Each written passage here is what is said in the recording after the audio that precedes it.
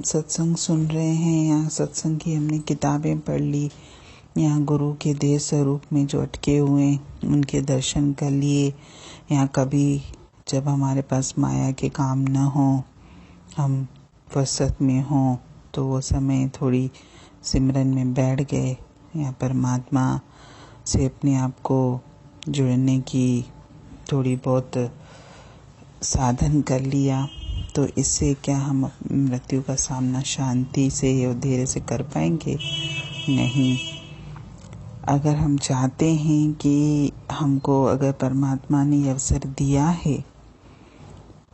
इस मनुष्य जन्म का, तो मैं अपना जन्म सफल करूं और अपने मन को स्थिर करके वाणी द्वारा, सिमरन द्वारा या जिस भी साधन से आपका मन स्थिर हो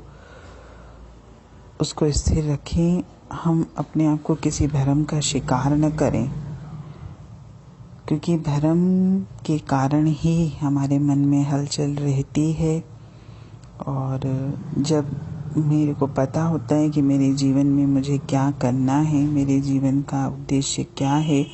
तो हम किसी भ्रम को अपने अंदर आने ही नहीं देते। लेकिन अगर हम खुद ही भ्रमित जीवन जी रहे हैं कि ये करूं, ये न करूं, ये सही है, ये गलत है, ये बड़ा है, ये छोटा है, ये ऊंचा है, ये नीचा है, या इसके करने से ये होगा, इसके करने से ये नहीं होगा, तो ये शंकाएं और जो भ्रम हैं, हमको कभी भी इनका शिकार नहीं बनना, यानी हमको अपने अंतर में इस चीज़ को लाना ही नहीं है। हमारा ध्यान तो केवल जो देह के कर्तव्य परमात्मा ने दिए हैं वो तो अपने आप हो ही रहे हैं जीवन में, लेकिन जिसके लिए मुझे प्रयास की ज़रूरत है तो वो है परमात्मा से जुड़ना। और उसके लिए अगर मैं ये सोचूंगा कि जब मेरा मन हो या जब मेरे पास समय हो तब मैं करूं, तो उससे तो फिर आपकी कोई पढ़ाई नहीं हो पाएगी। और हो सकता है कि जब मेरा सामना मृत्यु से हो तब मुझ में वो शांति, वो धीरज कि मेरे को आराम से इस देह को त्याग सकूं, ना मेरा किसी में मोह हो, न मुझे किसी चीज़ की फिक्र हो, न चिंता हो, मैं खुशी से शरीर को छोड़ सकूं। ऐसा नहीं हो पाएगा अगर मैं निरंतर इसका अभ्यास नहीं करता हूँ। एक छोटा सा बच्चा भी माया की, संसार की जो भी शिक्षा लेता है, उस बच्चे को भी देखिएगा, अगर किसी दिन किसी कारण से स्कूल नहीं पहुँच पाता, एब्सेंट होता है, तो एक तो नेक्स्ट डे उसका वर्क डबल हो जाता है, प्लस जो उसे छूट गया वो लाख कोशिश करता है कि मैं खुद कर पाऊँ, नहीं कर पाता। और अगर कर भी लेता है जैसे तैसे, तो भी वो बात नहीं हो पाती जो वो प्रत्यक्ष टीचर से क्लास लेता और उस वक्त वो चीज़ अपने दिमाग में रखता। ये तो एक बोझ जैसा है, निभाने जैसा है, कंप्लीट करने जैसी बात है कि भाई हम अगर ये काम हमसे छूट गया, तो हम तो संसार की गृहस्थी के काम भी देखते हैं कि अगर हमारा कोई काम छूट जाता है किसी दिन किसी भी कारण से, तो नेक्स्ट डे जब हम वो काम करने बैठते हैं तो हमारे पास उस दिन का भी काम होता है प्लस पिछले दिन का भी काम होता है। तो कभी कभी हम लोग इरिटेट भी हो जाते हैं कि मेरे पास इतना समय होता नहीं है, क्योंकि एक ही काम एक ही समय में हम कर सकते हैं, लेकिन हमारे पास दो काम एक समय में करने के लिए हो जाते हैं, तो हम परेशान हो जाते हैं। ना तो वो हमारा काम ढंग से होता है, दो के चक्कर में हमारा एक काम भी ढंग का नहीं हो पाता। इसीलिए अगर हम सत्संग में, वाणी में या सिमरन में या जो भी हमारा नियम है परमात्मा से जुड़ने का, उसमें अगर मैं नागे करूँगा कि आज किया फिर कल नहीं किया, कल किया फिर परसों नहीं किया, या एक महीने तक मैंने लगातार किया फिर मैंने एक दिन छोड़ दिया, तो सत्संग हो, वाणी हो, माया में तो ठीक है, आप जैसा तैसा करके कर लोगे आगे पीछे, लेकिन इसका तो जो छूट गया वो आप कभी नहीं पा सकते हो।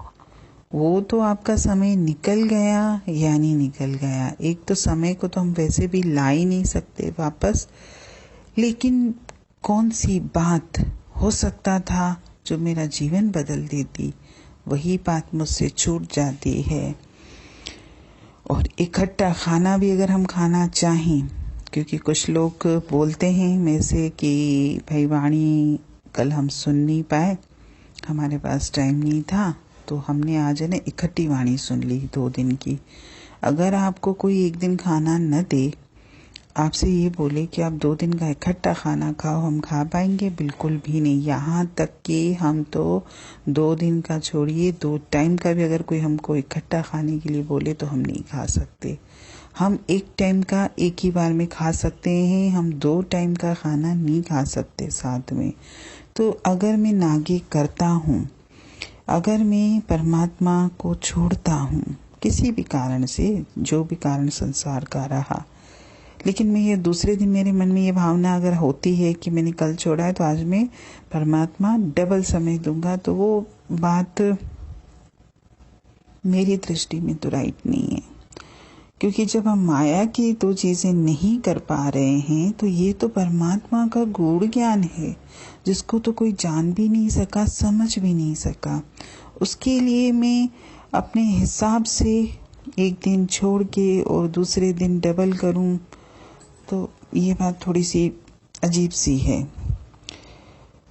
अगर हम अपने अंत समय में, क्योंकि जो निरंतर अभ्यास से जुड़े रहते हैं और परमात्मा से प्रेम भी करते हैं, और जहाँ माया की बात आई, जहाँ परमात्मा का संग आया, तो माया को भी छोड़ देते हैं, तो उनके साथ जब उनका अंत समय आएगा तो वो शांतिपूर्वक स्वीकार करेंगे, परेशान नहीं होंगे कि मेरे साथ अब क्यों हुआ, या मेरा ये जीवन छूट रहा है, या मेरे बाद क्या होगा। जो भी हमारे दिमाग में बातें रहती हैं, या कई लोग अपने जीवन के सब कार्य उनके पूरे हो भी जाते हैं, लेकिन इसके बाद भी वो शरीर को छोड़ना नहीं चाहते। तो ये भी अगर हम निरंतर उससे जुड़े रहेंगे, हमारा अभ्यास रहेगा, तो हम ये भी काम खुशी खुशी से कर लेंगे।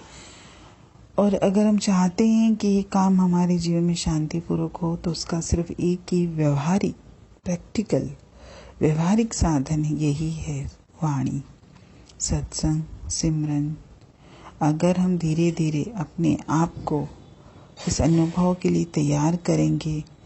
जो हमको मृत्यु के समय संसार छोड़ते वक्त होगा, तो इसका अभ्यास हम अभी से करें कि हम अभी जीते जी भी मरने का अनुभव प्राप्त करने की कोशिश करें। और ये तभी होगा जब मेरा मन स्थिर होगा। मेरा मन स्थिर होते होते होते धीरे धीरे अंतर में प्रवेश कर पाएगा, और मैं इस देह से बहुत ऊपर उठ जाऊंगा। तब मृत्यु मेरे लिए कोई रहस्य नहीं रहेगी। मृत्यु के लिए मैं तैयार हो जाऊंगा, और मृत्यु मेरे लिए एक आश्चर्यजनक, सुंदर और आशाजनक अनुभव बन जाएगी, जिसका मैं इंतजार करूंगा कि वो कब मेरे जीवन में वो पल आएगा। अभी तो हम मृत्यु के नाम से ही डरते हैं, घबराते हैं, लेकिन धीरे धीरे जब मेरा झुकाव इस तरफ होता जाएगा और मैं अभ्यास करता जाऊंगा, तो धीरे धीरे मेरे लिए मृत्यु भी कोई बड़ी बात नहीं रहेगी,